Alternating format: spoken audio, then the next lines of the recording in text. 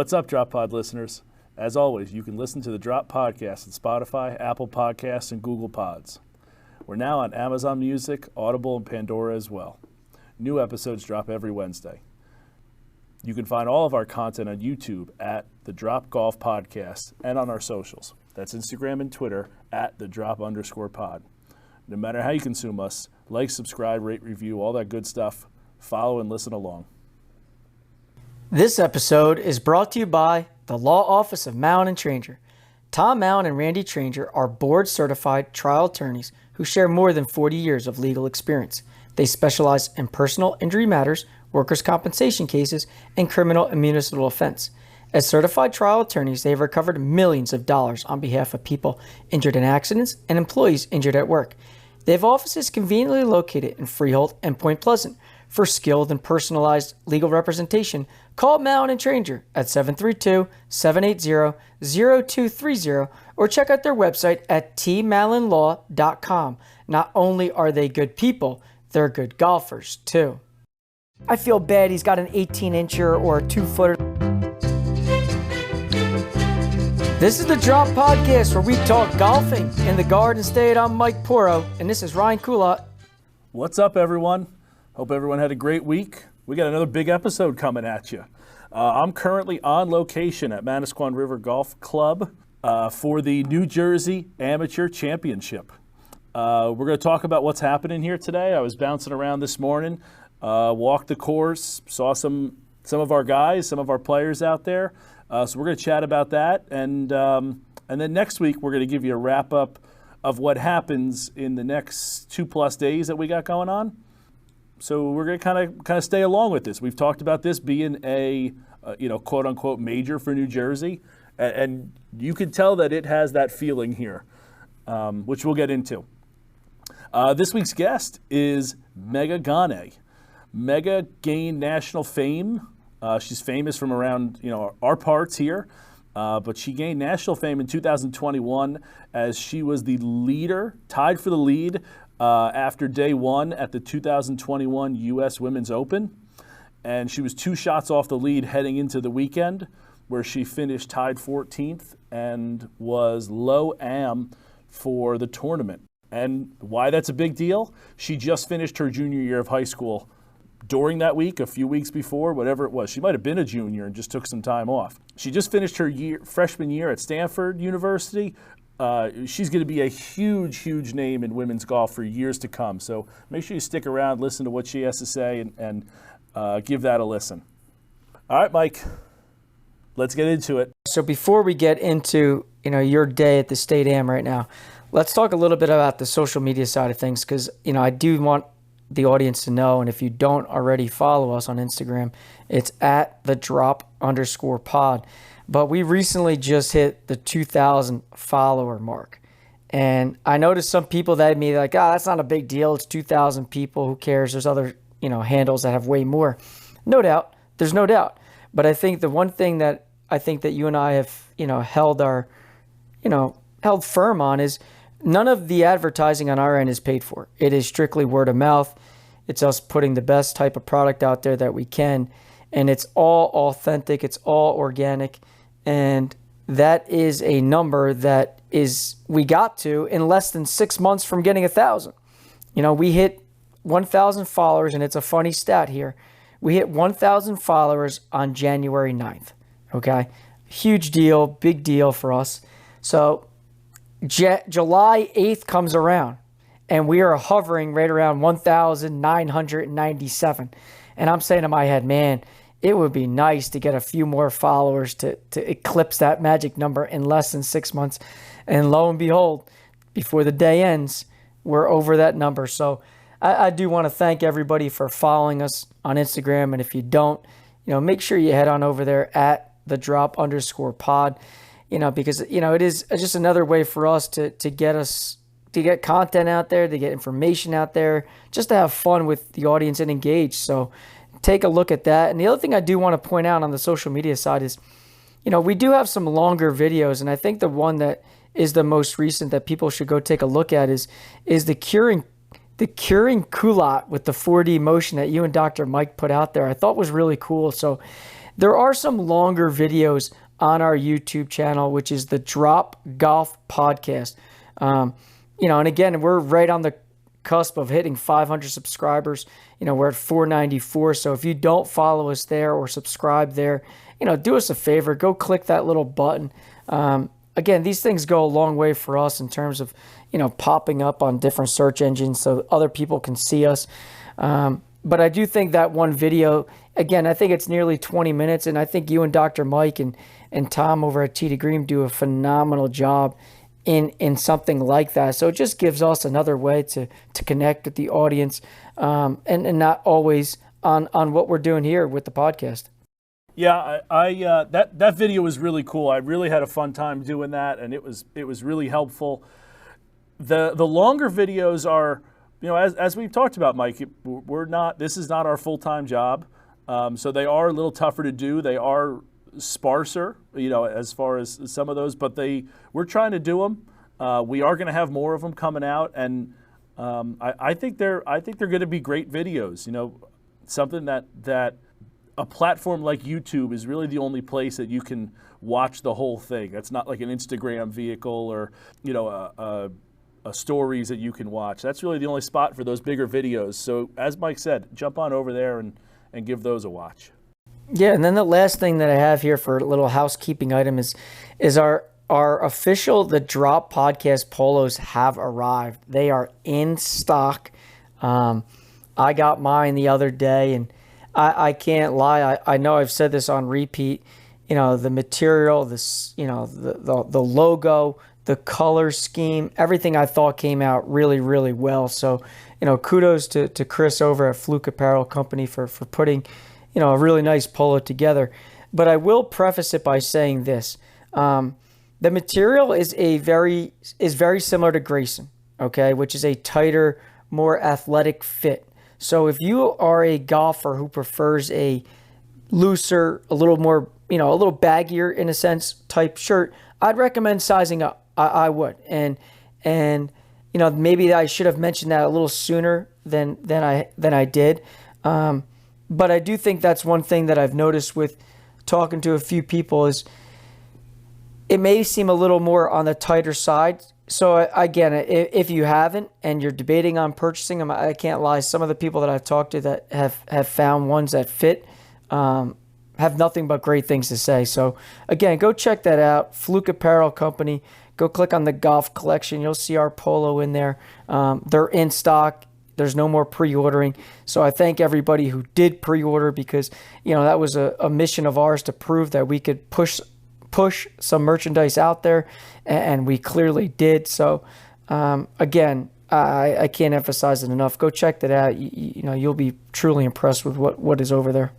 Yeah, Mike, no doubt that I've gotten, again, the same kind of feedback you have. The material is awesome, but it's no secret, I'm a bigger fella. If you're on the bigger side, you're probably going to want to size up because it is that form-fitting kind of material, which, sometimes for us bigger guys, it's not always the best fit for us. So if you're like me, I like it a little looser. You're going to want to size up for that. So again, sorry we couldn't get it to you earlier or get that info to you earlier, but it's a new endeavor for us. So we got the information out now to you.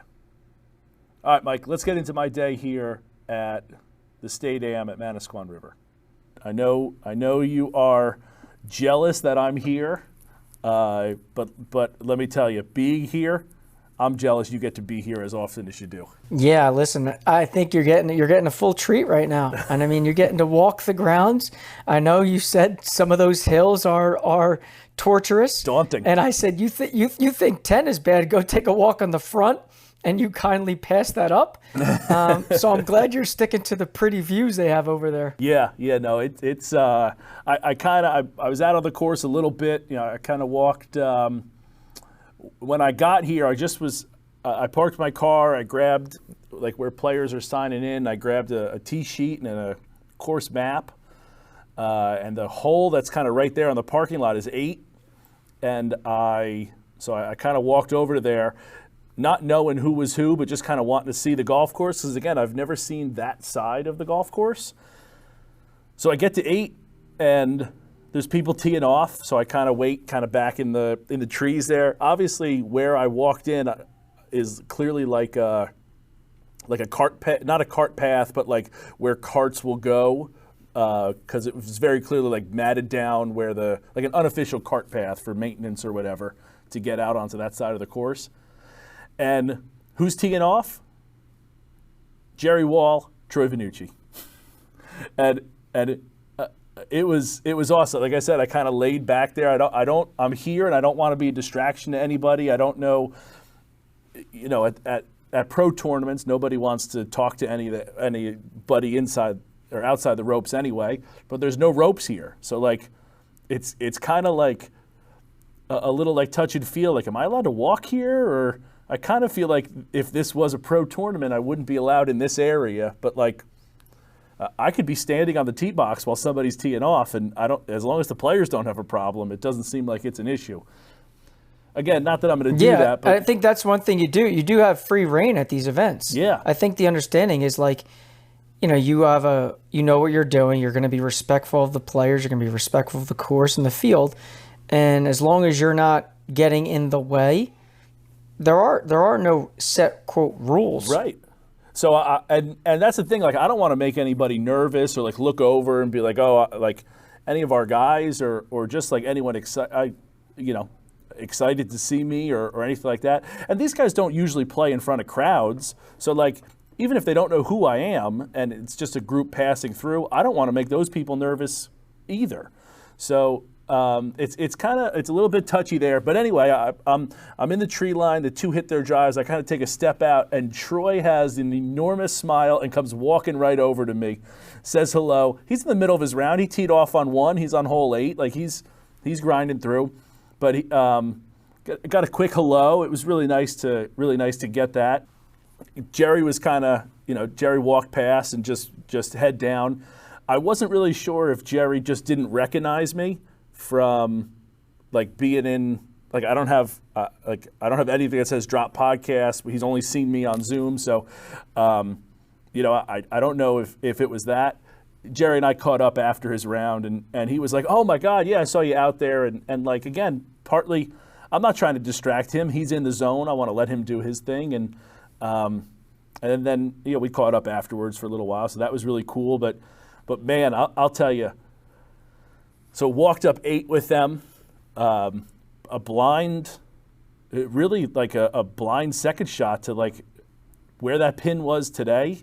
It was tucked in the front.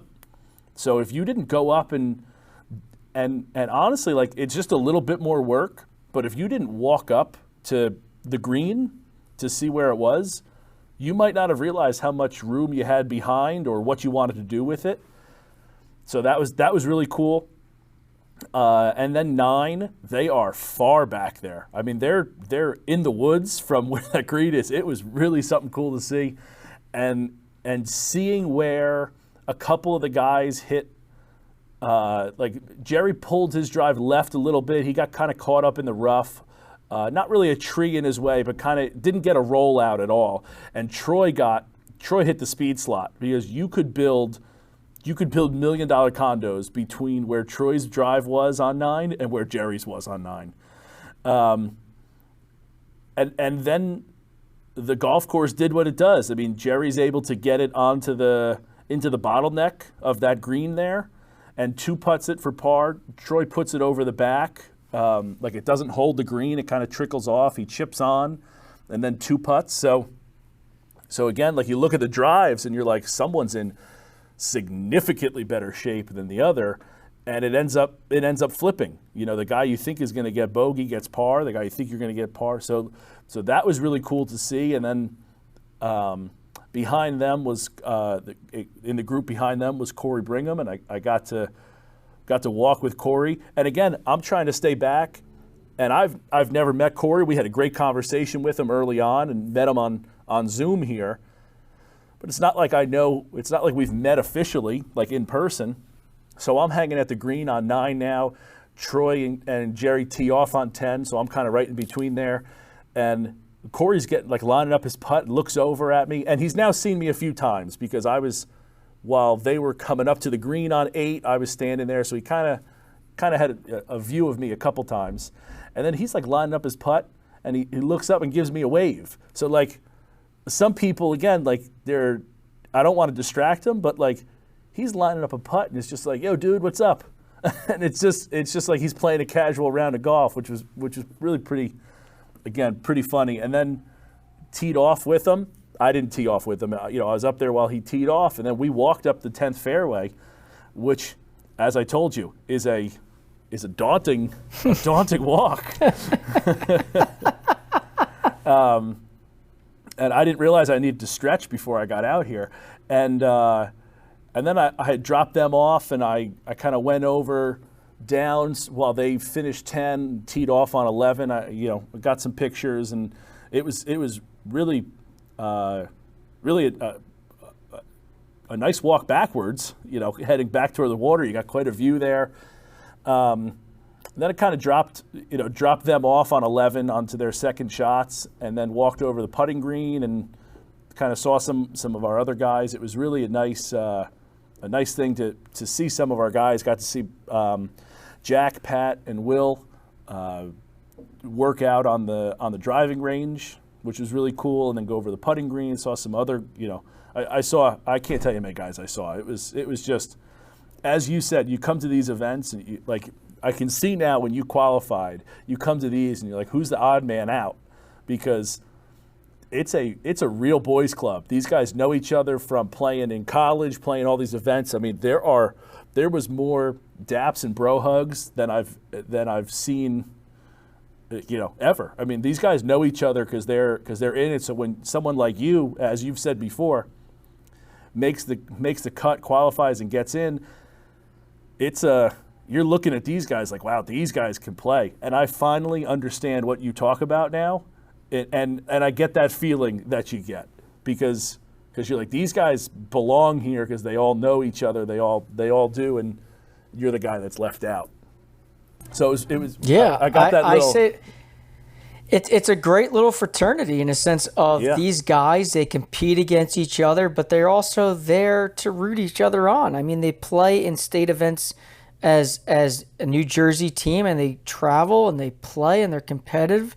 But they also have everybody's best interest in mind too when they're out there. And I think that's the one thing that, being fortunate to be in that arena once before, you get to see that. And I'm glad you got to witness that firsthand. Yeah, it's very different because, as you know, I didn't grow up playing competitive golf. I grew up playing team sports. So you're never rooting for the other team to do well, because then your team's not doing well, obviously. So seeing that in an individual sport, obviously these guys are competitive, they want to win, but it's not like that basketball, my team versus your team kind of thing. It's different, and it's neat to see. It really is. It's really cool to witness out here. And like I said, I usually make fun of you. You like to say that you kind of knock it around a little bit, or bunt it around is the word you like to use, compared to these guys. And I get that now. I get what you're, seeing. Honestly, seeing Pat in his glory here was really cool. He's got his hat on. He's hitting balls.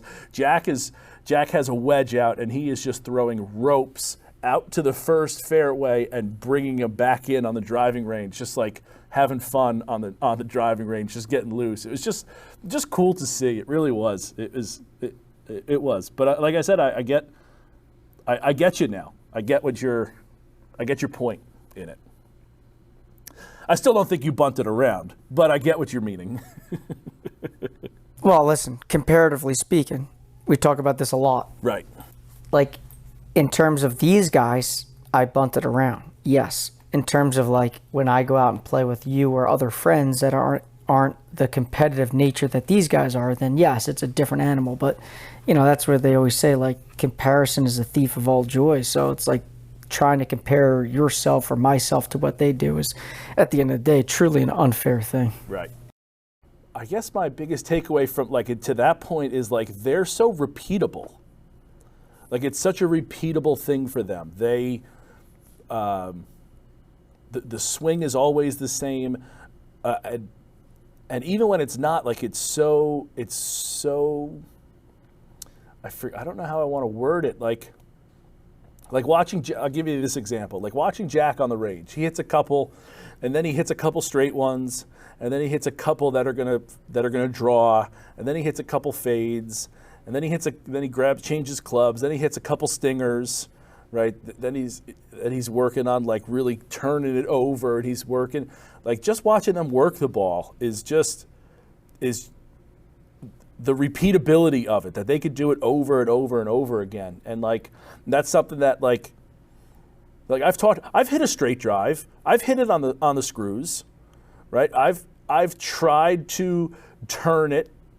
And occasionally I can do that, but I can't do it with any regularity. And it's the consistency and again, the repeatability that these guys have, that they can just do it over and over and over and over again is impressive to see.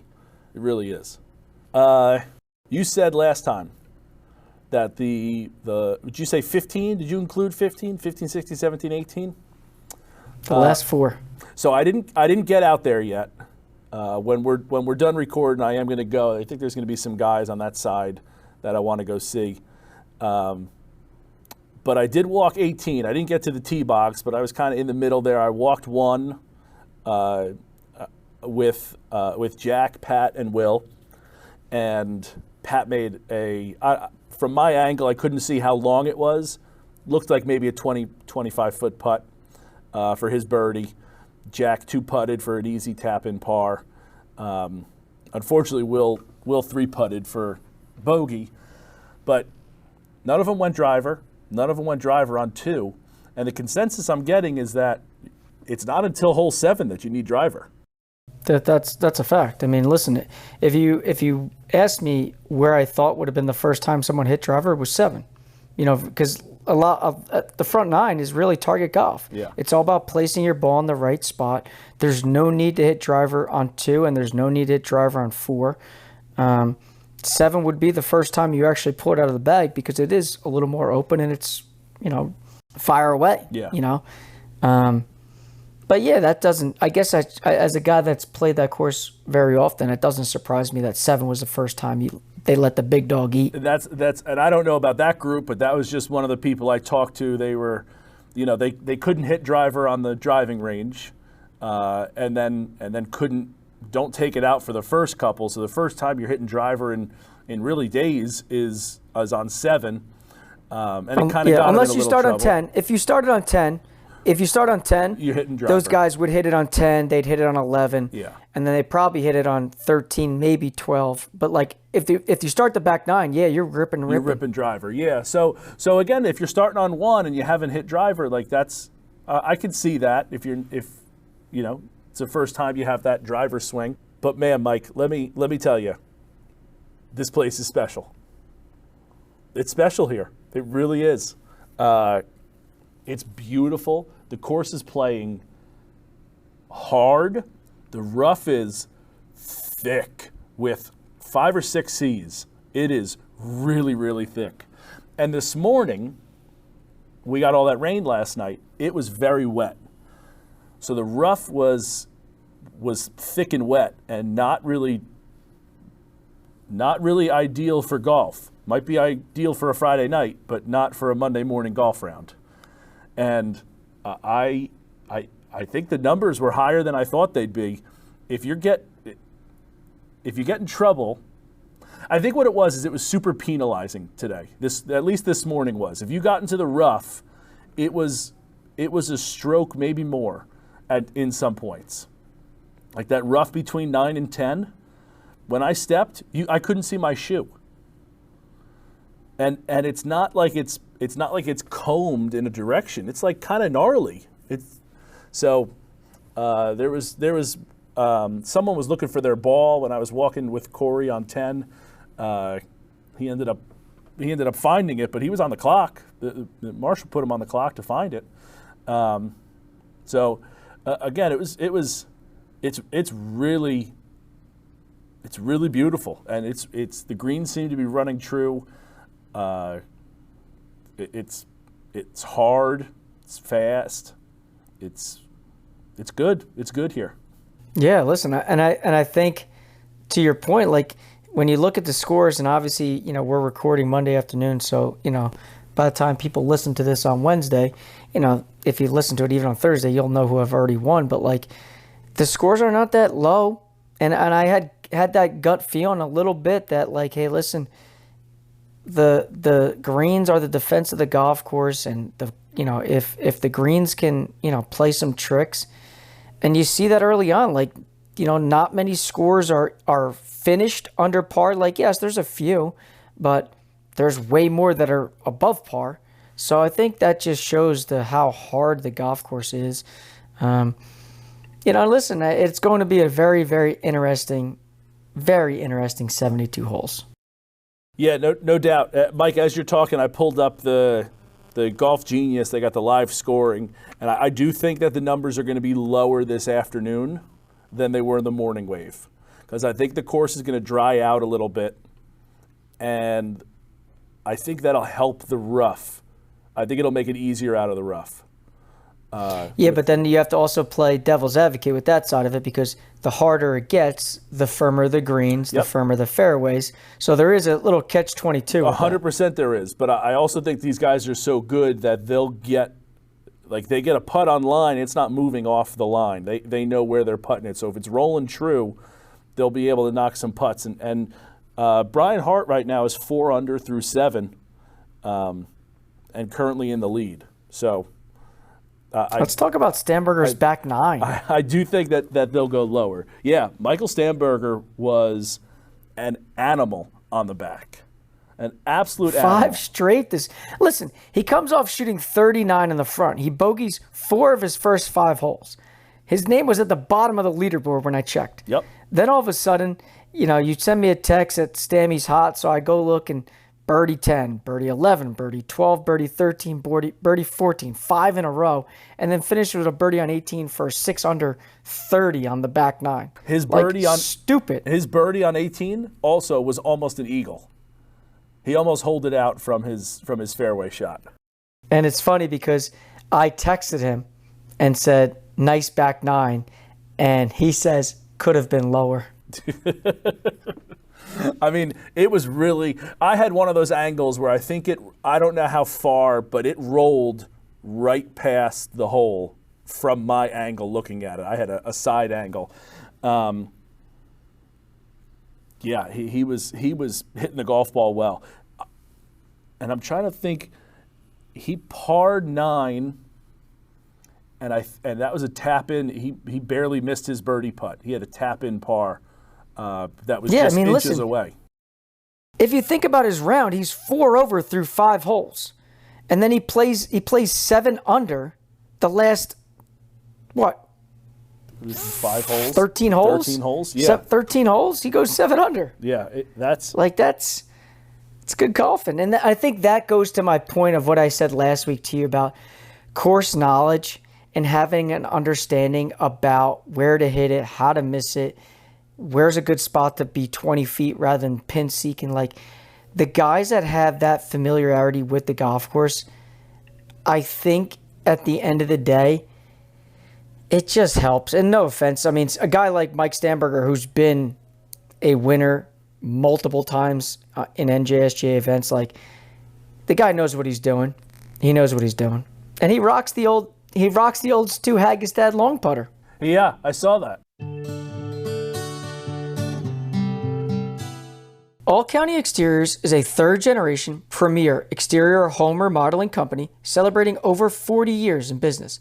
In a remodeling world where the average remodeling company only survives in business for only 5 years, All County Exteriors has stood the test of time, providing their customers with top-quality roofing, siding, windows, and doors. They service homeowners and builders with anything from small repairs to large additions. All County Exteriors is not just limited to construction. They have a deep passion for giving back to their community and are charitable supporters of the Make-A-Wish Foundation, the American Cancer Society, roofs for troops, and parents of autistic children. If you have planned to do any exterior remodeling, call the experts at All County Exteriors for a free, no-obligation estimate for your project. Just call 732-370-2780 or email them at info@allcountyonline.com. That's 732-370-2780 for All County Exteriors for all your remodeling needs. So I'm sitting in the men's grill room here doing my recording. I'm looking at club champions. Do you see the name on there at 1988? I do. Yeah, you see that name pop up. Gerald P. Porter. Gerald I'll send P. him, Porter. I'll send him your number. He'll have some choice words for you after that comment. Yeah, the last, I'm trying to look now. When Chris Housen wins it in 2002. He goes on a run. So hold on. 2002, 2003, 4, 5, 6, 7. Okay, so one person. Then you have Kerr, James, and then Chris wins it again. And then you have the Walls go on a run. Jerry, Ethan, Jerry, Ethan, Jack. And then Chris, does that say Farron? Yep. Ethan, Jerry, and then Richard Simmons. So from 2002, you have 1, 2, 3. Fitzsimmons.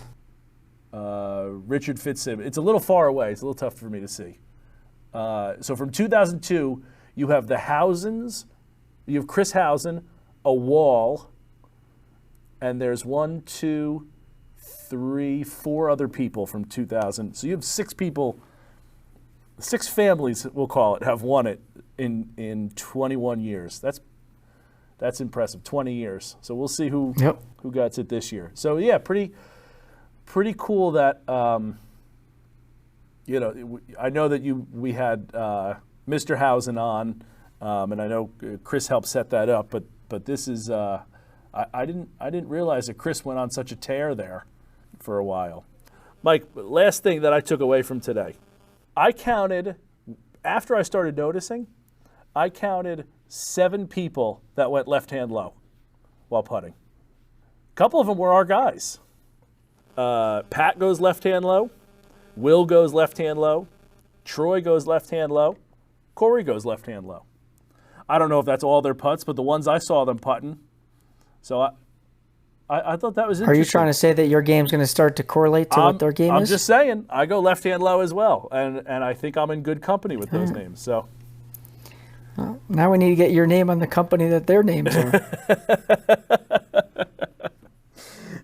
It was, again, we'll be done with this, but it was really cool to be on here. Like I said, I caught myself. I was trying to stay off the tee boxes, the greens, and that kind of stuff, and I got talking to some of our guys and was just standing next to them on the putting green, and I had to be like, oh shit, maybe I shouldn't be standing literally on the putting green. So it was, it's really been pretty cool here. It's really a good event the state's putting on so far. It's well organized. They got signs all over. It's really, really a good job by them. So we'll see what happens the next couple days. All right, Mike. So I got an interesting topic here that I want to hear your thoughts on. If you are, it's not an exact question, so I'm gonna kind of explain it. When you're playing in a match with somebody and you're gonna give them a putt, the idea of giving them a putt is that you think they're gonna make that putt, correct? Yes. Yeah. So if you don't think that they're gonna make that putt because they're a bad putter, should you give them those 2-footers, 3-footers? Or do you tighten it up? Do you tighten the screws a little bit there? Well, I think a lot of it is, that's a tough question, because I think if we're playing for money, I'm making you putt them, because no offense, it's very competitive, and I want to win some extra coin, especially out of your wallet, because who knows the last time you opened that damn thing, it probably has cobwebs galore in that. But if we're playing a social match and it's just you and I'm giving you fucking everything because that's less strokes I got to give you next time we play.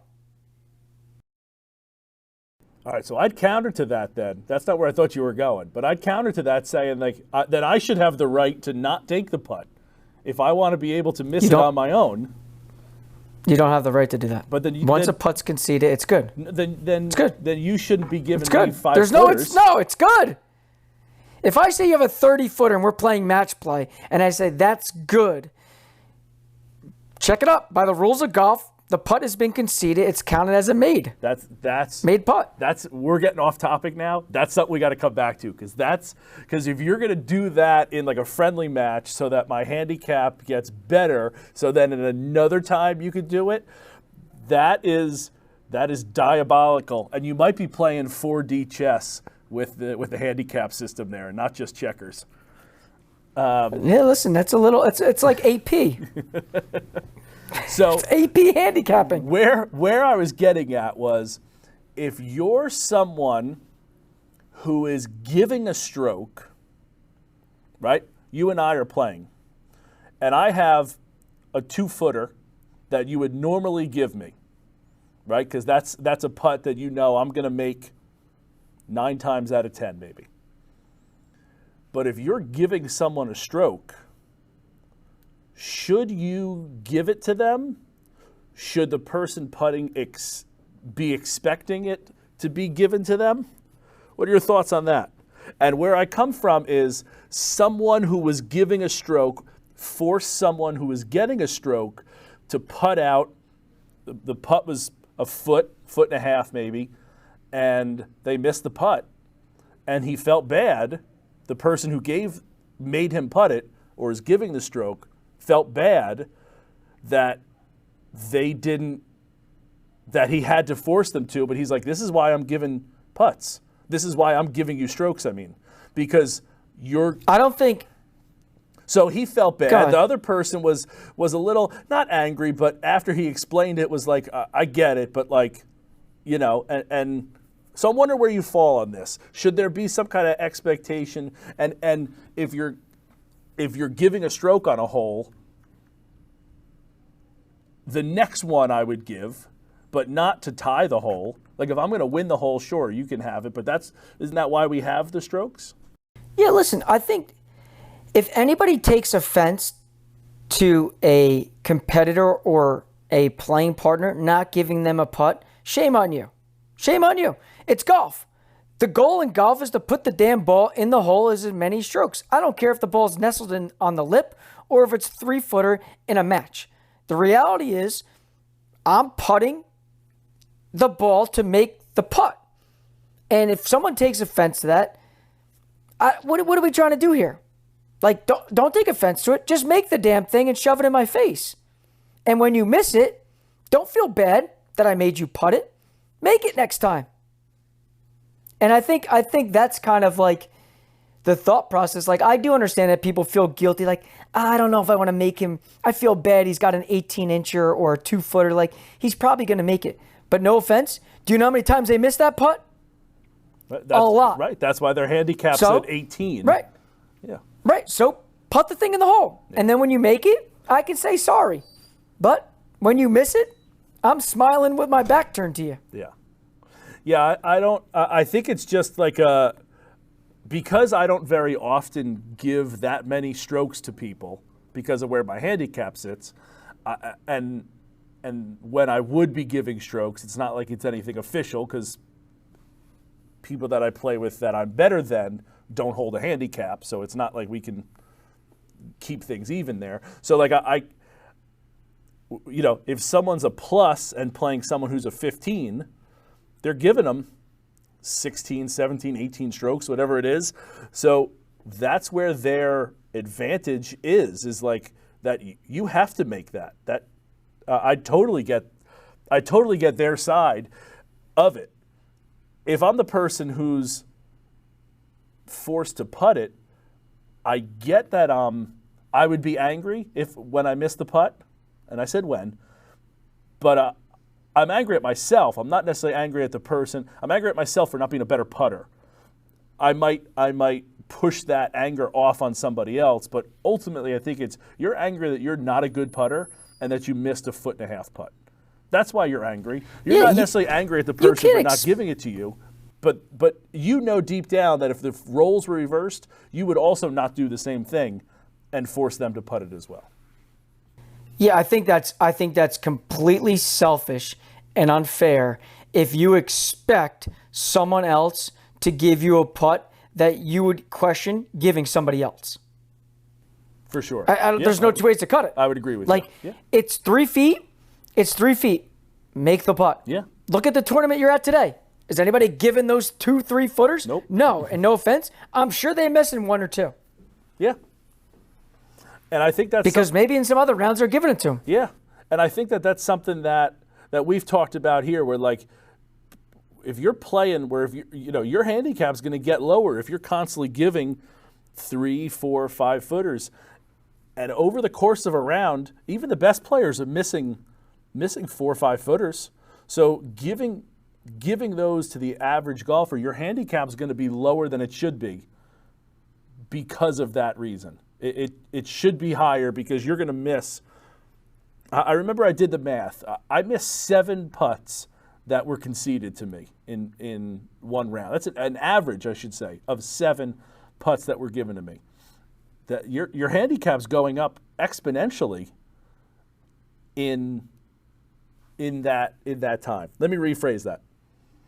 Like on an average of 7 putts that I was given a round, I missed 3 or 4 of those. So your handicap is going to go up by 3 or 4 strokes because you're given those and now you're forced to make them. So it's going to,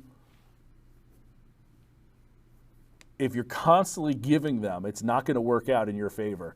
And then when you go play in something that is more competitive and you're playing with someone who is very good and super competitive, you're not going to get those because you're not making those all the time. So, yeah, ultimately it comes down to, yeah, I agree. It's selfish, and I don't think that anybody can be really, again, even if you are angry, I think you're angry at yourself for missing the putt and might be projecting it if you're angry at the other person, because that's ultimately what it is. Because, again, as I said, if the roles were reversed, you would not be angry. You would not be conceding that putt to someone who's getting a stroke there. Absolutely. And yeah, I don't think this is any doubt. I totally agree there. I don't think this is any doubt to win the hole. This is just to tie the hole. If I'm giving you a stroke and you're going to win the hole and I'm going to give you a 6-inch putt, you have to make that to win the hole. Again, so this debate was all to tie the hole. If someone says otherwise, you and I, whoever that person is, will probably never play golf together. Oh, 100%. Yeah, I don't think anyone that's doing that is. I'm going down with the ship. You're going to have to make every putt for a win. This is all, again, to tie, and then obviously if I'm going to win the hole, it doesn't really matter if you make the putt or not. I can give, as you said, I'll give you a 30-footer if I've already won the hole. But again, then we're getting into the bigger debate of the handicap, and I don't think we have enough time for that right now. So. Equity 3 Real Estate is a full-service commercial real estate brokerage, management, and development company based out of Paramus, New Jersey. Equity 3 Real Estate focuses heavily in northern New Jersey. They cover industrial, multifamily, office, retail, and vacant land properties, as well as specializing in medical offices. They manage over 400,000 square feet of varying property types for passive investors. Their clients range from small to mid-range building owners and larger brokerages. So if you're looking for the right team to help you win, go check them out at www.equity3re.com or give them a call at 201-261-4300. That's 201-261-4300. You won't be disappointed. Mike, you've obviously been at Manasquan for a while. We've talked about that kind of in depth here. We were talking about the club champions before. What do you think is the biggest tournament at a club? Well, I don't think there's a debate here, to be honest with you. Club champion. Not even close. It's the member guest, far and away. It's not even close. The member guest is the biggest one. Yep. The event that these guys put on for their member and a guest, whether it's a 2-day thing, a 3-day thing, on a 4-day thing, whatever it ends up being, like that member guest that these club pros put on for the membership, and then when the guests come, that is the number one event on the calendar, because I think that is the time that you're showcasing your entire golf course. You're showcasing the entire, restaurant, dining, pro shop, range, hospitality, all included. That is the one time that it is all hands on deck for as many hours as these guys and women want to be there. Like whatever it ends up being, like that is the number one event where I think that it's like, we hope for great weather, we hope for no problems, and let's just show off all the good things that we have. So I didn't think of it like that, but I think that's great logic, is that you're showing off your course for a guest who someone has brought in, probably paid for them, and is 100%. Like, they're 100%. Yeah, this is your opportunity to see. So the course and the club, not just the course, the whole club wants to be its best self. That's a great point. I guess out front I would have thought the club champion, because that's the best of the club. Like that's the best player of the club, and it's for multiple days, multiple weekends or whatever. But some people don't play in that because it's such a long process. It's a big commitment. It's a big commitment. And I'll tell you what, I think honestly, I wouldn't even rank club championship as a top one at a club. I would say the member guest is far and away number one. I think number two is the member, is whenever they have their 2 or 3 day event where it's them and another person, like, because it opens up the field to everybody. When you think about the club championship, it's like a lot of other things. Like, yes, I know there's different flights. I understand that. But we all know at every club, it's the big board. It's who's the club champ, who's the best of the best. And the reality is, like, that 15 handicap is not going on the big board. Right. He's not. And there's no disrespect to that, but it's just not happening. So as we started before, there's a small group of people who are aiming to win. Right, and that's if the regular field all plays in it, because sometimes guys don't play in it, which is why some people don't win in a certain year, even though they've won it X amount of times in a row. So to me, like, I think it's the member would even be number two, because it opens the field to everybody. It's a fun 2-3 day event. You're out there with a friend who's also a member. You're competing. You're having fun. It's a very social scene amongst the people you play and see on a daily basis at the club. Yeah, I can't argue that. And I don't know if either of us have any big, like, yours is really just here at Manasquan.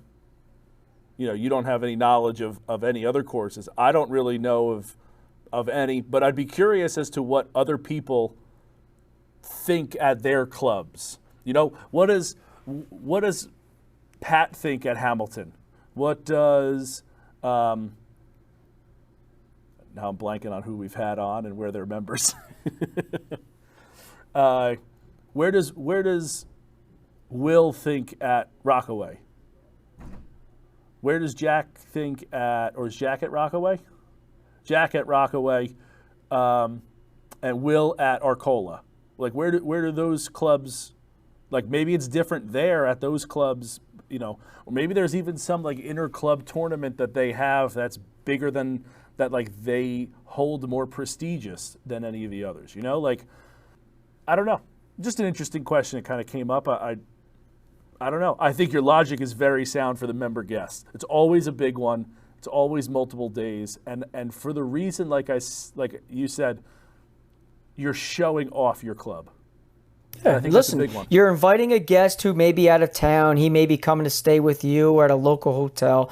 The wives and the families are coming down for the weekend or the long week. You're going out to dinner. You're getting a caddy. Like, you're treating the guest to an experience that maybe they don't always have. And with that does coming, like, the ego side and the showing off side, which then correlates to the golf course wanting to do the same thing. Yeah, no, that's a great point. It really is. That's one for the little guy. One for the little guy. You said good point, so I get a point. Oh. It's 1 point. You said a good point. I got 1 point. I did. All right, so? Even the sun shines on a dog's ass every now and then. The sun's always shining here. I got a nice tan working right now. You do. You do look dark. All right, so there you have it. If you have any thoughts on member guest, club champion, something else, you know what? Maybe, Mike, let's put it as a poll. Let's put it as a poll up there this week.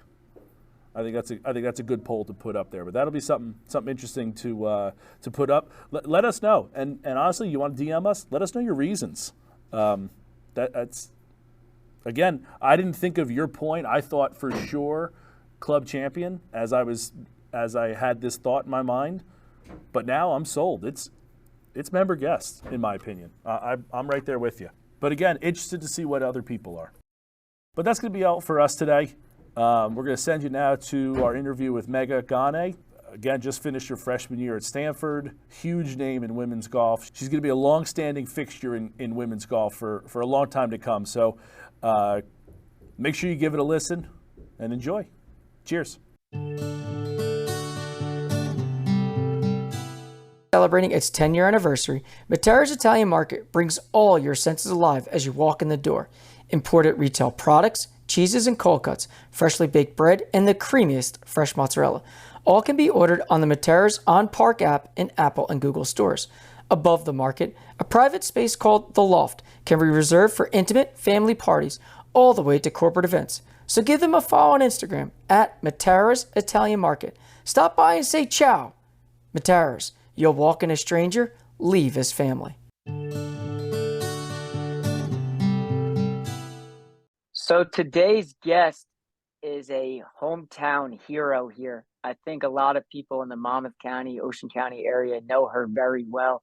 She graduated from Homedale High School. She's a two-time member of the Curtis Cup team. She was the AJGA Rolex Player of the Year in 2021.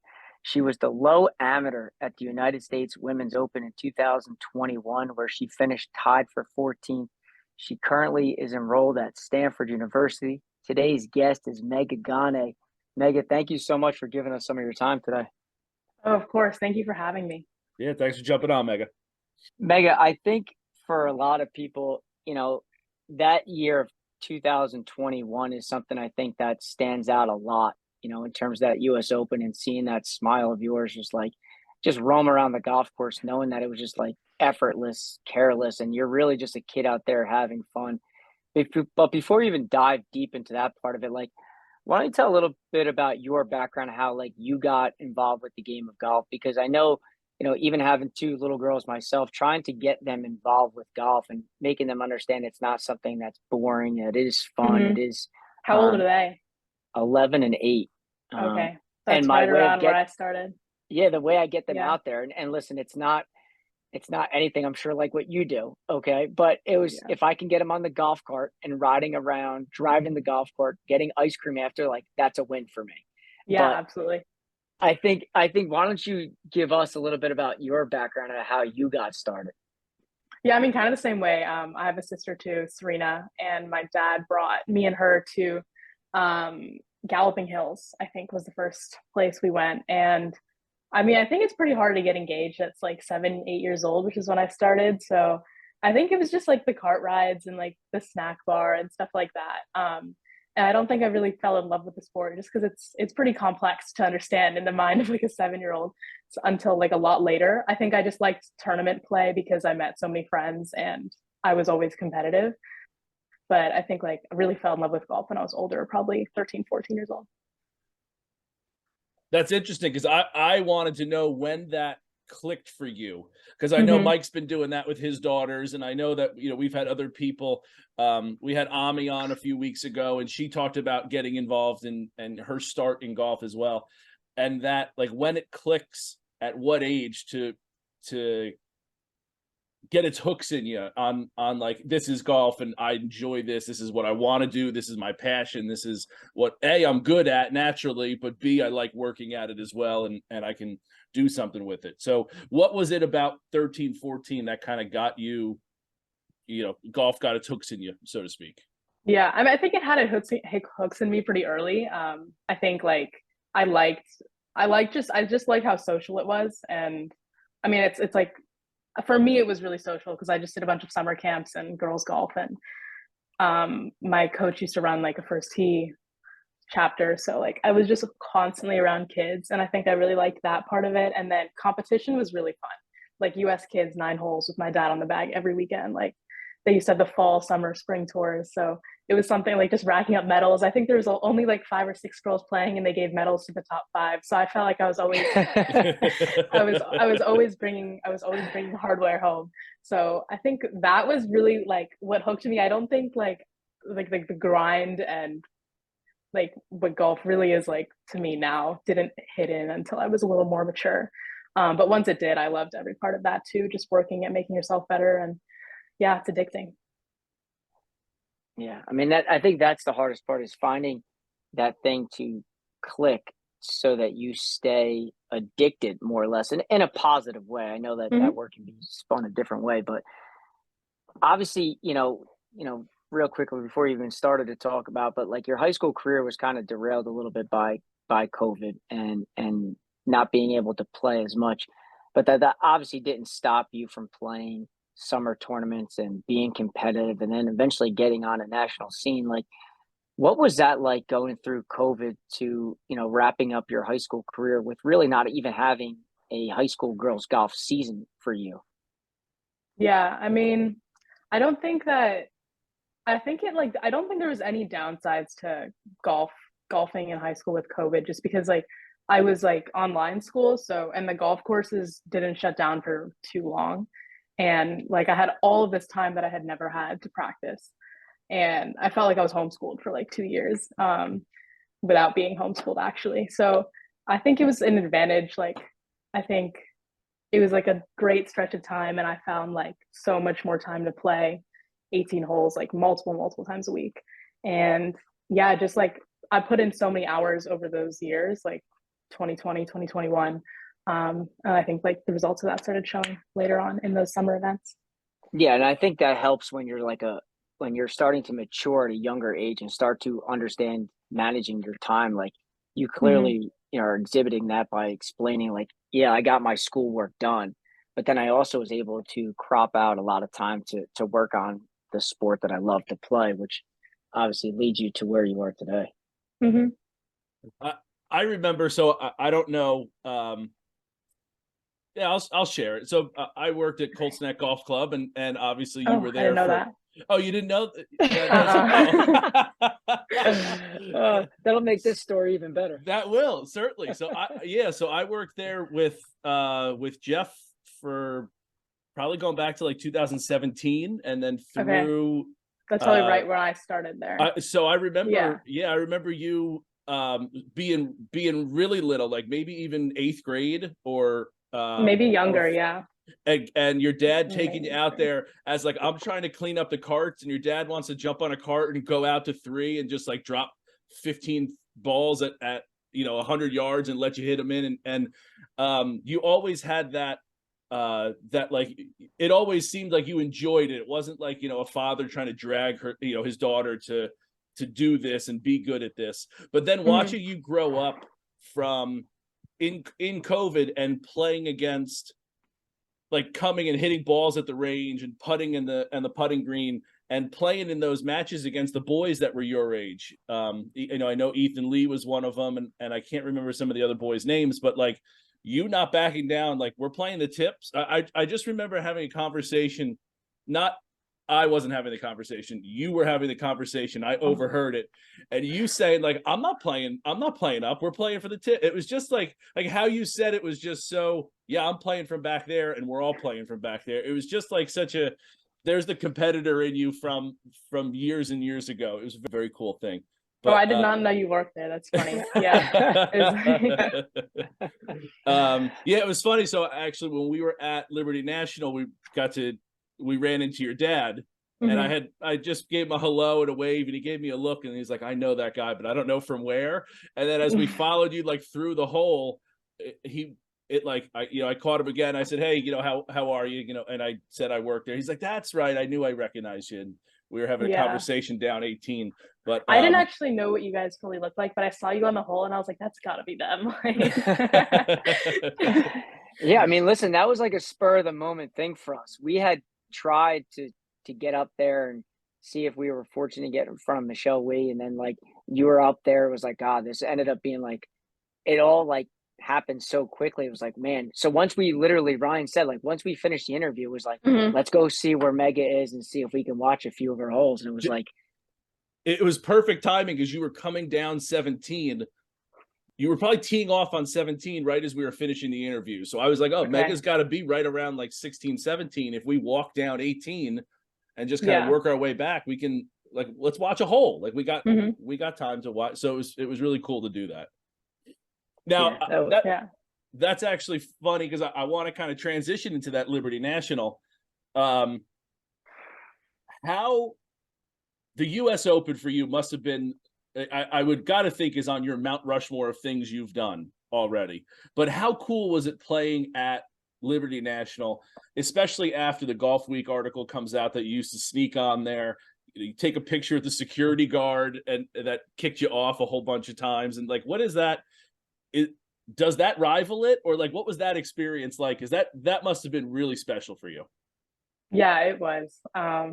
The course is really special to me. It's like there's like a lot of childhood memories around golf and not around golf too. So when I heard they're having an event there, I was like, that's gonna be great. And like the whole event was amazing with the AJGA players and how it was ran and Michelle hosting it. Like I knew it was gonna be a good one. And then I got an exemption into it too. So I was like, okay, that's really nice. Yeah. Yeah. That works out well. Yeah. And yeah, it was a really busy time of year because it was like finals and I just finished playing in nationals. So it was a lot, but I'm glad I went, glad I played, tried my hardest and got to watch Rose win at the end of the week. So yeah. Again, transitioning to Rose, how awesome has it been for you to see your friend and teammate and have a front row seat into her rise as to what's gone on in the last it's tough to even say year. It just seems like a couple months, but how awesome has that been for the last year to see? Yeah, it's been good. I mean, I think if you really follow her career, it's been way more than just a few years. And I feel like people could have seen this coming all the way back from when she was just, a freshman in high school. And I always knew that she was going to do incredible things. But at first, like, sometimes I really forget that she's like the player she is just because we're such good friends and I see her in class and practice and all that stuff. So I'm just really happy for her and very grateful I got a year with her at Stanford because I've learned so much. And the best way to learn is to surround yourself with players like that. So yeah, great experience. 100%. Yeah, that's got to be something. Just like, she's your friend, so you do, typical college things with her, and then also you turn on the TV and she's winning a tournament like that. That juxtaposition's got to be an interesting one to live with. It is, yeah. Like I've never had a friend that I just turn on and she's always on there. So especially the last few weeks. So yeah, it just feels weird that. Yeah, nonetheless, here in New Jersey, like she's winning at Liberty National. Then you turn on the KPMG and she's over at Baltusrol. It's not even like it's all around the country. She's like home, more or less, here doing it here. Yeah, really happy for her. She's going to do great. And when you see Rose do these types of things, like, no offense, I don't think you're that far off to some of the things that she can do. Like, I think you have the ability to do something special as well. Like, seeing her have the amount of success, and like you've said, it's been basically her whole career. When she stepped into college, she just kept winning everything and anything. So it was like, if you had any clue as to what was going on, you probably saw the writing on the wall that she'd come out to Liberty National and if not contend, maybe even win. And the fact that she did that at KPMG too, it was like, does that motivate you too as an individual, saying like, wow, like I know Rose, I've played against her, I've beaten her, like I can do it too?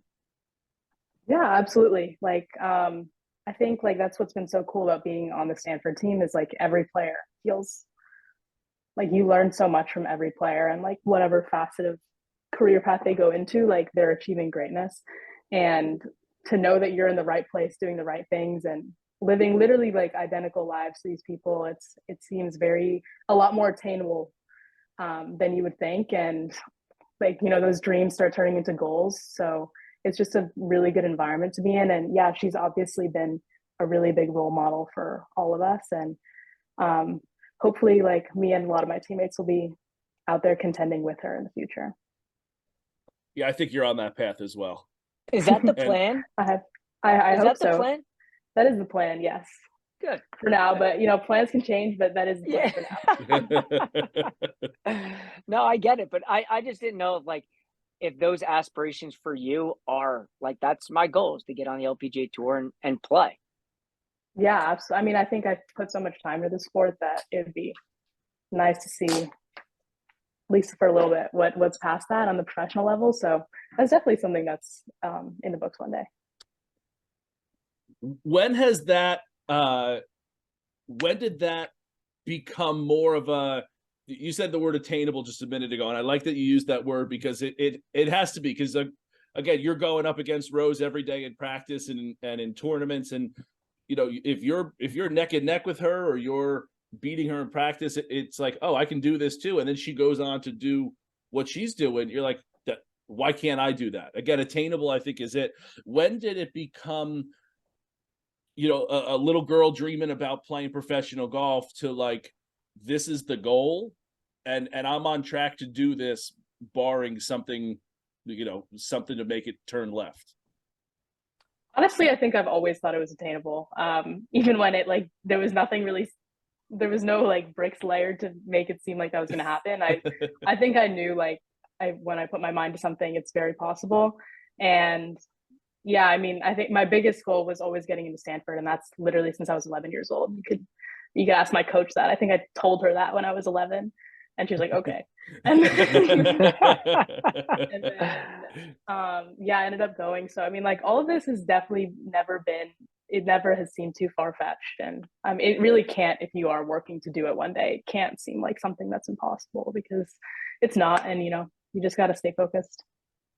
I like that, and for someone of your talent to like that matches, like, you know, you have some people like, yeah, I want to play professional, and then, you know, and then they go see what else is out there. You can't play professional when you're shooting 120. Like that's just, you know, it's going to be really tough to have that be attainable. But for someone that has your like natural ability plus your work ethic plus your competitive drive, and you add that all up, yeah, as a little girl say, this is what I want to do, that you can put your mind to it. You can do that for sure. Mm-hmm.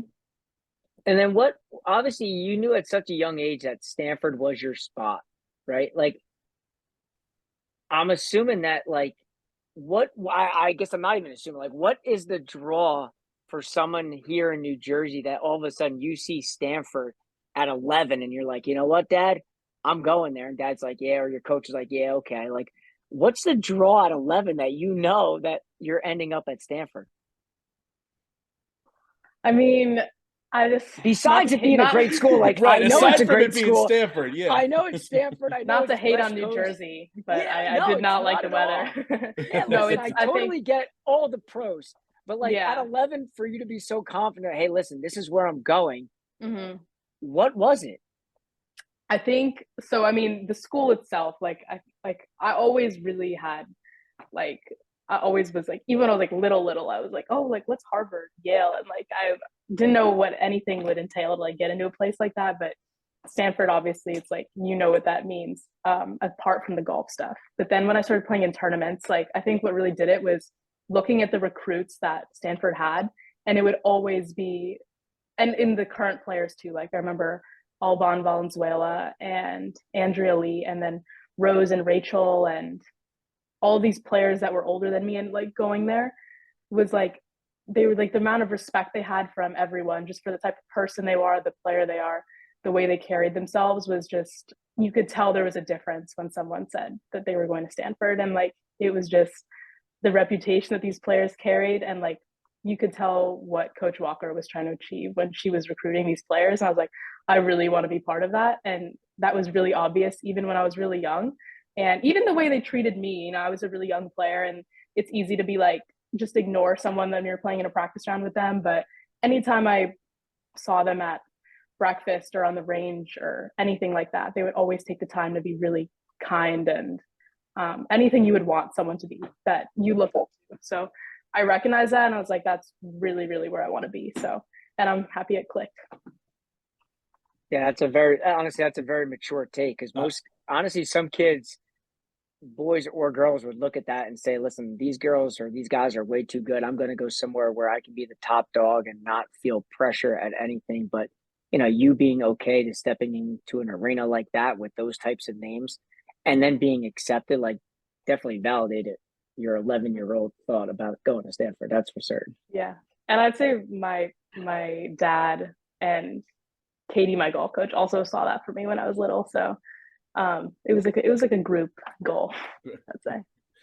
I think it shows your maturity with like how you talked about it. Like, yes, it's got great golf and all these phenomenal recruits, but then you talk about how the girls would come up to have breakfast with you and talk with you. It shows they're well-rounded, and I think it shows your well-roundedness and maturity to see that, recognize it, and I'm sure going into this next season, flip that and do the same thing, is to be a sophomore and kind of mentor those freshmen that are coming in. You'll go say hi at breakfast, and you'll be that, again, the person you are. But I think that shows to the kind of your maturity and the program that your coach there is building. Mm-hmm. Yeah. Has built, I should say. Yeah. Everyone just has like really good values, work ethic, and all that stuff just clicks. And I think that's why we all get along so well, because we value the same things. And I think like a lot of Stanford students do, even non-athletes. So there's definitely a vibe there that I was like, I need to somehow be a part of this. Do you think you'll be there all 4 years?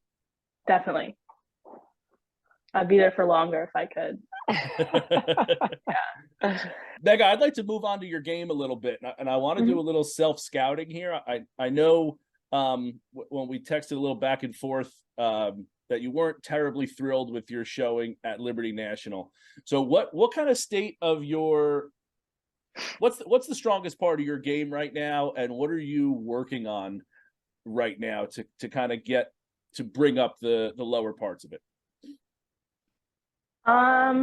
I don't think there's any low parts. I think there's stuff that can be Love higher. that. I love that. There you go. I love that. Because I can give you a laundry list of the lows, and I got maybe a high on my side. And I love the confidence. I was just trying to not use the word like weak parts of your game, so I went with lower. And you're like, I don't have any lower. What are you talking about? Next question, please. It's really like, next question, please. No, I would say that's a good segue into what my answer was going to be. It's, I think, the biggest part of what makes me good is like my optimism on the golf course. And I think I'm like that in all parts of my life. And just like having good confidence, which confidence comes from work ethic too. And if you have a lot of trust in yourself and what you've been working on, I think like it's really easy to go into a tournament and feel way better over the golf ball. So I would say my preparation, and then in the moment, like I would say level-headed and very optimistic, positive.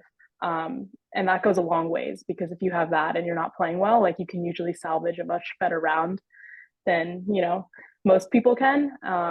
That's my biggest edge. And then if we go to like actual golf game, I would say, I would say like I feel pretty solid all around right now. I did a lot of work on my ball striking over the winter. I really wanted to learn how to hit it higher and softer, kind of. After playing in last year's Augusta National Women's Am, that course just brought out a lot of like takeaways for me to be like, okay, I really need to hit the ball higher if I want to be able to hold some of these greens when the conditions are this windy and hard. And so I really worked on that with my coach, made not crazy swing changes, but just a couple, and my ball striking got a lot better in the spring season. So that was a big thing. And right now I would say I'm just focusing on putting reps in short game over the summer. Let's talk a little bit about Augusta National too. Because I think anytime that we have a guest on here that has had the opportunity to play there, it's like everybody talks about it with such high regards, and being two guys that like vicariously lived through people who've been there, played it. Like, obviously, you played very well there this year, another top 10 finish. Like, what is that experience like stepping on those grounds there? That one's intense, I will say. Like, that feels like one of the hardest cuts that you have to make. 70 for 3, but the stakes are so much higher because it's Augusta National. And that one's really hard. I missed the cut 2 years in a row, and it was tough because the timing of the year, I came out of winter in New Jersey, and then on top of that, I didn't feel like my golf game was well suited to that first golf course yet. So I was like, did some introspection, and I was like, how do we get there? And yeah, it's just such a great event. It's really difficult. I think people don't focus enough on how demanding that first golf course is, because it's two different courses, correct? Yeah, it is. It's like Augusta National, and then it's like the retreat course, if I'm correct. Yeah, Champions Retreat, we play the first 2 days, and then only the top 30 make it to Augusta. So I mean, the whole tournament's kind of those first 2 days, and then that last one is like the treat. Yeah, the retreat is where the first 2 days are, and then like if you make the cut, like then it's like now you get to go play on like the hallowed grounds of Augusta, and that's why like the making the cut is the biggest deal. Yeah, and you played very well the final round. Yeah, I mean, it was a good 3 days. I don't know. In my eyes, if I saw that number and I shot that number, I'm running around with throwing a party for everybody. I don't know if you're happy. It was a good round. It was a good round, and the conditions were tough because there was like a rain delay, and then it was awful, super windy. Yeah, it was a good 3 days, and I was happy with it. Everything that I wanted to see improve in my game did that week, so it was a good one. Yeah, and if you take out that one, I mean, I can't remember if it was your first or second round, like the front 9, you were scorching hot. You made one double or something, but still had like 4 or 5 birdies on the front alone. Had you taken that out, like who knows what that first day would have been like. Even though I think you still shot 68 or 70, like you're still 2 or 3 under. No, I was still fighting to make that cut on the second day, and I made a few pars to open, and then I made a double. And I was like, 4 in a row, and then 4 birdies in a row, because I was like, you can't be making doubles today. And then what was it like in that final round, like being on those grounds? Obviously, we see it all the time on TV, and we could sit here and talk about all the different holes. Like, what was it like experiencing it? It was amazing. I'll always remember it. Hopefully, I have some more in the next few years. But it was good. It was a little different from the last few years because the delay came, so then all the patrons had to leave. So for a moment there, it just felt like I was playing a regular round of golf because there was no one on the grounds. But it was regular round. Yeah, regular round at Augusta. It was super cool. I had my coach in the bag, and I think we said to each other, like, this is the least we've ever spoken, like, because we were just walking the fairways, not saying a word to each other. Just in awe, I'm sure. Yeah, in awe. Yeah. Yeah, that's crazy. And then obviously now, when you look ahead to next year with that tournament specifically, like, since you were top 10, is it automatic re-invite next year, or how does that invitation come about? That invitation comes, you have to be ranked a top 30 American in WAGR, and then I think the other 30 are like the next from whatever country you're from, and then there's usually some like committee invites. I think I don't know. So like, does your top 10 automatically get you in? No, I don't think there's anything. I think you have to yeah. Wow. Not that I know of. Gotcha. Yeah, it's crazy.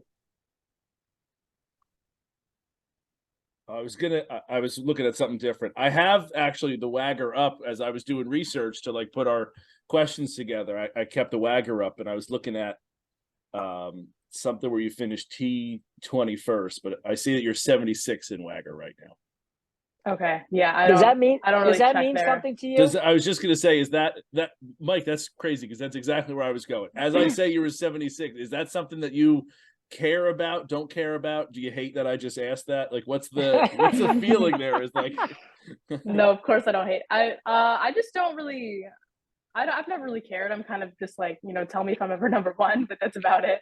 Because it varies a lot, and there's a lot of variables that go into that. And Yeah, I don't think rankings mean much. I care just more about event to event.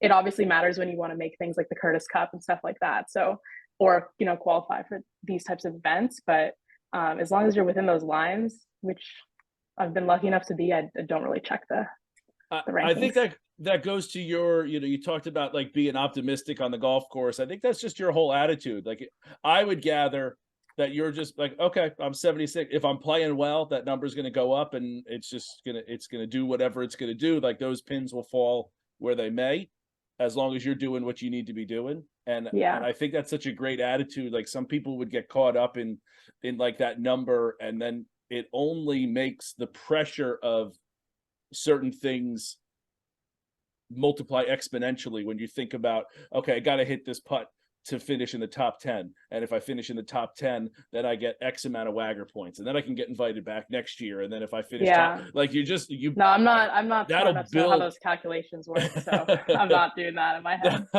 Right. Someone from Stanford's not smart enough to do something. Yeah, okay. I doubt that. Yeah. But I think that like someone who doesn't have your attitude can, like, when you look at like some of the people in golf that have that are great players, but it doesn't necessarily translate. I would think that that's maybe the biggest one, is that mental side of like not being able to wash those things away. Like, you can say, okay, 76, like I'm going to play well and it'll go up, like that kind of attitude. I don't think everybody has. And I think that separates kind of the wheat from the chaff kind of thing. Mm-hmm. I would say like there's probably, I would think there's few people who I know that really get attached to any of those numbers. But I may be wrong. I feel like most people don't really pay attention to it. Yeah, we've had some guys on that have said they swear by it. Like, they're okay. Like, yeah, which is never mind then. But no, but it's not. But I wonder if that's right, a men's. It might be a men versus women thing. Like, it just may be there's one person or two people that are like trying to get maybe my sample size may be skewed. Yeah, but it is important though, because it is how you get into a lot of events. And I think that's what it matters to a lot of people. Like, if they're not, no offense, I think your resume and what you've done is on a much higher scale than some of the people that we have talked to. So like, getting into certain things or making certain teams is a lot more difficult for them. So they're always stalking it, knowing that the pressure is truly on them to finish well so that they can move up in the rankings. Yeah, absolutely. But I guess I'd be remiss to not ask, I know Ryan had put this little sheet together about the New Jersey Women's Open that took place. And they finally, had their inaugural one. And was there a reason that you did not participate in it? Or I was really sick for I knew when you mentioned it at the top, I figured that might have been the reason. I was thinking, I did think about playing it, but it wasn't even a question. I just wasn't feeling well, so didn't have the chance. Yeah. What do you think about them finally doing that though? It's super cool. Yeah. I was following the leaderboard, and it seemed like a good event. What course was it at again? It was at Montclair. Montclair, yes. Yeah. I wish I could have played, but there was nothing. Well, they might not have been. They might not have been. No, and glad. I mean, you said that at the top. I don't remember if it was right before we got started or whatnot. But glad you're feeling better, and you said it's been quite a while. So glad you're up and running. Thank you. Yeah. How do you decide to play in? Like you said, you would have played in it had you been feeling well. Are there certain things like that you're looking at, like when you're putting your summer schedule or even late spring or early fall, or your schedule together outside of your college golf season? How do you decide what to play in or how to play in certain things? Is there a rhyme or reason? Do you look at the field? Obviously sponsor exemptions come into play, but kind of walk us a little bit through that process there for you. I think before college it was different because I was choosing a lot more of them, but now that I'm in school, like the spring and fall season are so busy, like I kind of want some downtime in between. So as of right now, I'm pretty sure the only thing certain that I'm playing is the USAM in August. Okay.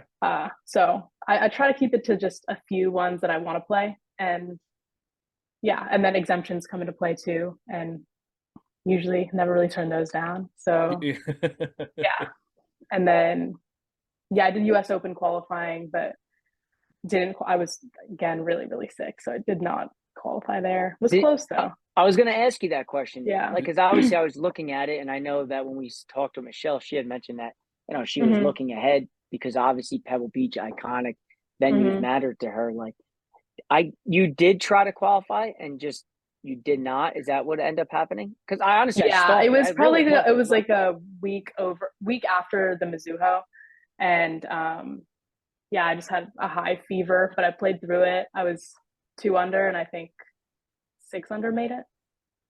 And where'd you try qualifying at? Massachusetts. Gotcha. Yeah. That's, I honestly, I saw there was one, I want to say at Echo Lake here in New Jersey, and I think I was looking at that one. And yeah, I was at school during that one, so yeah, that kind of makes sense. Then I was looking at the one out in California. It's like maybe she was at school, but yeah, yeah, tried. It was not a fun day to try to qualify 36. Yeah, I was going to ask you about that one being out there, because obviously California, Pebble Beach, the venue itself would make a lot of sense. Kind of coming full circle and going back to where we were talking about, like, if you now, where you are, and the events that you've played, the level of golf that you play, if you could go back and tell, whether it's you as a little girl or other little girls now, what's the best piece of advice that you could give to someone who's 11, 12, 13 years old, just kind of getting involved in golf, just getting started in golf, or maybe even hasn't fully gotten we'll go back to the word, its hooks. Golf hasn't gotten their hooks in them yet. What would be some advice that you would give? I think I would tell, I feel like I really liked what I was thinking back when I was younger, so I don't know if I would have stepped in and mess anything up. But probably just to like really celebrate your highs and not get too low about your lows. Because golf's like, you're gonna have so many successes and so many failures that it's really exhausting to like read too much into all of them. So I think like when you have a good week, enjoy it, like, remember those moments, create good memories. And if you don't, just know you're going to have so many more, and just don't read too far into things, because it gets exhausting to do that. So, but I think I did a pretty good job of that when I was younger, which is why I feel like I never ever felt burnt out or anything like that. And it always remained fun. So that's what I would tell myself.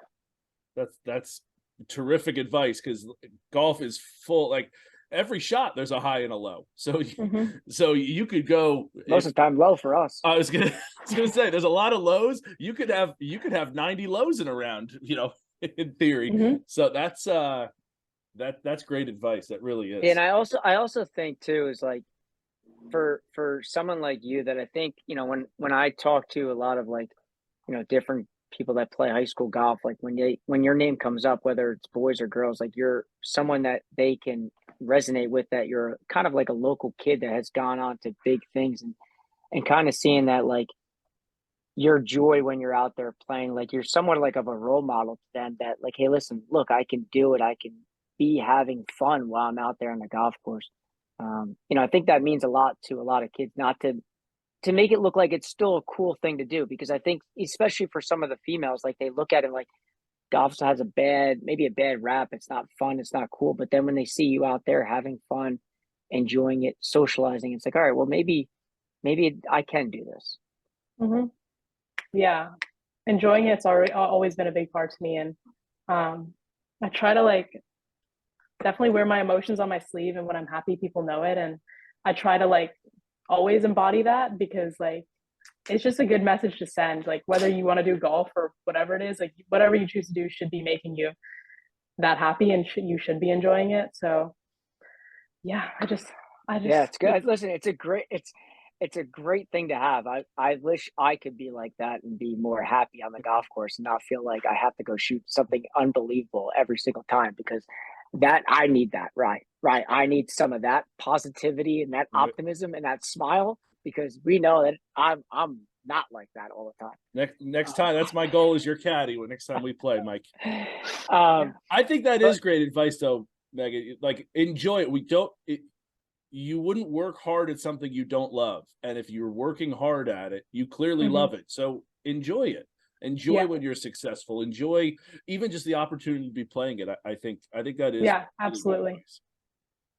But Mega, to kind of, I always like to ask one question at the end about golfing in the Garden State, because obviously Ryan and our goal is to, like, travel the state, play golf, talk golf, and just really just enjoy it as much as we can. From your perspective, who's played a lot of different spots here in the state, like, is there one spot, both public and private, that you would recommend someone, like, hey, listen, if you get the opportunity to go play, like, you've got to go find a way to do it? Is there two spots on the public and private side that you'd recommend? Okay, I got to think about it. I've been very, very lucky. I feel like I've been almost really cool places in New Jersey and New York. But Bayonne is always my favorite. I think it's definitely my top 5. It's one of my top 5 in, like, that's everywhere. my bucket list spot. Like, I say it all the time. Like, I don't care what it costs me. Someone just throw me on there as a random guy. Yeah, I really like that one. Other than the public, I honestly have not played too many. I mean, I've obviously played, like, when I used to live in Jersey City, like Galloping Hills, Leak Lake, Ashbrook, and I think that's pretty much it. And then here, I've only ever played at Colts Neck. Now that I live in Homedale. Yeah. Mm-hmm. So, and then practiced at Matera Conch. But I mean, which that practice facility is tremendous. Mm-hmm. I don't know if I've been to a better one. There isn't. Yeah, it is. I don't think so. Yeah, I think. Again, I haven't played the places you've played, Megha, but yeah, I mean, and I got it to is play, enormous, and it's all grass, Pro Vs. Again, I haven't been to a better one. And then now I played Pine Valley, like, multiple times, and I do not like that course because I think it's so hard. But it's really cool because of how hard it is, and, like, I think, like, yeah, that's a cool one. But that's kind of hard invite to come by. Yeah. I'm waiting for somehow a next one so I can get my revenge on that golf course, but it hasn't come yet. We'll put out the PSA. Megha's looking for revenge on Pine Valley. If you're looking to take Megha, myself, and Mike out there, certainly we'll be there for Megha's revenge. We're available. We can just say we're available. Yeah, we're all available. Yeah, I'm gonna go with Bayonne. That's my final answer.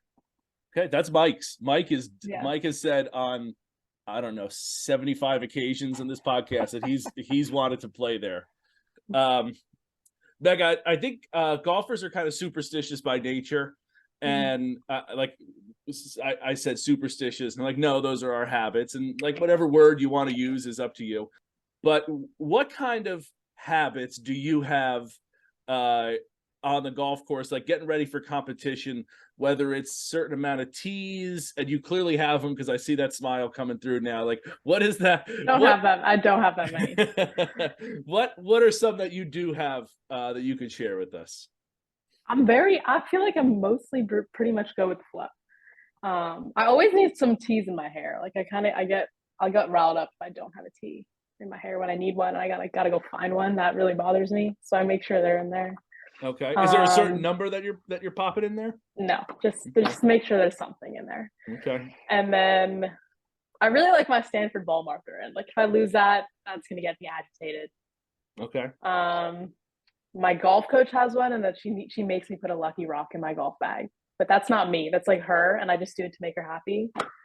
So it is in there though all the time. Is it a big rock or is it like a? No, like it's a small one. It's a small say your one. caddy must hate that. Yeah. Or her when she's carrying it. Yeah. Or yeah.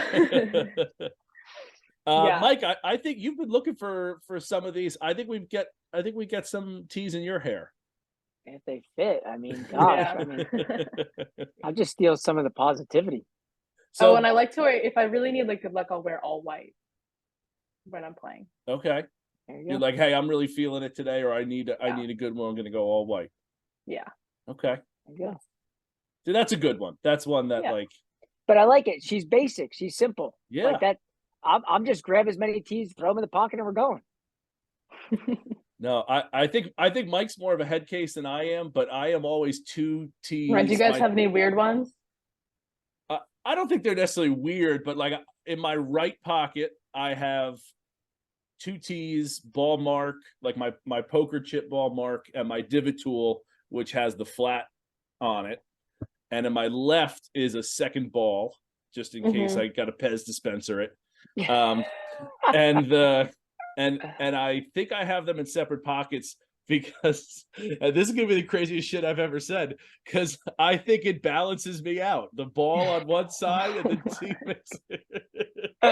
If you think it balances you out, then it does. That's the only thing that matters. But Mike is, and I started with, I think Mike's more of a head case than I am, but he just grabs and he doesn't have with that, he doesn't have any kind of quirks. Okay, that's good. Some parts of my life we got to keep simple.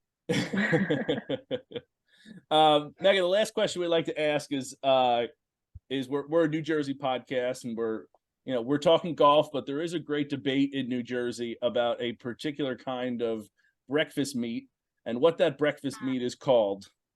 What do you call that particular breakfast meat? I think you just call it a pork roll. Yes, there we go. But is that what you call it? Yeah. Okay. Good. Listen, that's what I call it. I don't want you to answer the question thinking like what we want you to right, say. No, I didn't. I want to know what you think. That was if you just were the going to answer. order it, you're going to say pork roll. Yeah. Okay. So now, this interview was a success. Yeah. Who cares about the rest of the question? So I actually, you're a tough one, because I don't know how long you lived in Jersey City for, but I would assume Jersey City is a Taylor ham section of the state. I think it is. I don't really know. But I know Homedale's in the pork roll section. Definitely pork roll section. So I don't know how old you were when you moved down. If like the Taylor ham kind of got indoctrinated into you early. No, there was no indoctrination. Okay.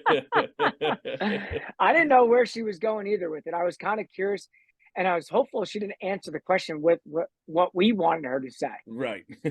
No. I don't think I've ever even heard Taylor ham until like this debate started happening. Yeah. See, that's the way it should be. It is. That's the way it should be. Well, Megha, it was awesome having you on. Really thank you for spending time with us. I know that you haven't been feeling well and getting us in your busy schedules. We really appreciate it. And of course. Thank you, guys. Yeah, thank you very much for coming on. Best of luck with the rest of your summer and going into your school year.